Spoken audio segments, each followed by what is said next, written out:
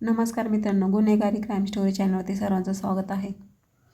एक 22 वर्षीय मुलगा आणि त्याची गर्लफ्रेंड 18 वर्ष फोन करतो आणि तिला म्हणतो की रोजच्यासारखं आपण रूममध्ये भेटू.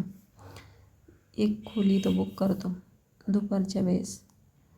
ती मुलगी पण सगळ्या गोष्टीसाठी तयार असते आणि दोघेजण दुपारी 4च्या सुमारास भेटतात. ही दोघं त्या हॉटेलमध्ये गेले असता दोघांनी दरवाजा बंद केला. नंतर या दोघांना अजिबात कल्पना नव्हती की त्या खोलीमध्ये किती भयंकर कांड होणार आहे. खोलीमधून त्यावेळेस असं भयंकर आवाज येऊ लागले ज्यावर कोणाचाही विश्वास बसत नव्हता. आतमध्ये नेमकं काय चालू आहे? त्या हॉटेलचा स्टाफसुद्धा, आजूबाजूचे लोक सगळे ठिकाणी जमले. त्या लोकांनी दरवाजा उघडून आतमधलं दृश्य बघितलं. फारच मोठा धक्का बसला होता.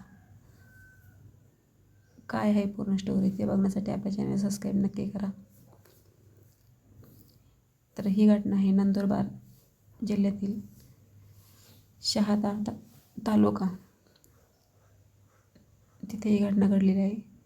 तिथे रामनगर म्हणून आहे. तिथे 22 वर्षाचा मुलगा असतो, त्याचं नाव मोहित हा कॉलेजचा विद्यार्थी असतो. त्याच्या कॉलनीत एक 18 वर्षाची मुलगी होती जी कॉलेजमध्ये पहिल्या वर्षात शिकत होती.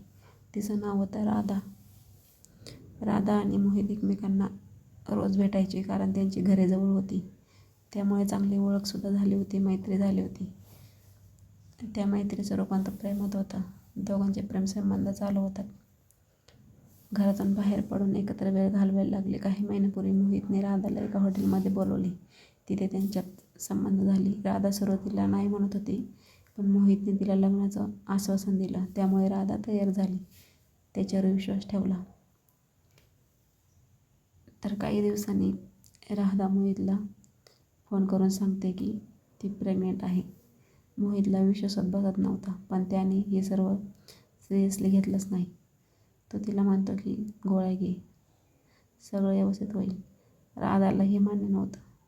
तिला मोहितसोबत लग्न करायचं असतं. मोहित आता तिच्यापासून दूर जाण्याचा प्रयत्न करतो.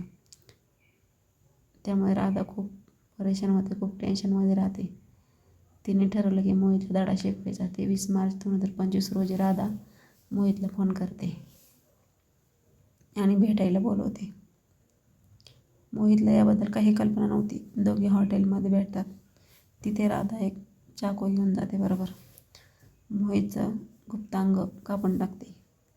मोहितला खूप त्रास होत असतो, पण राधाला त्याच्यावर दया येत नाही.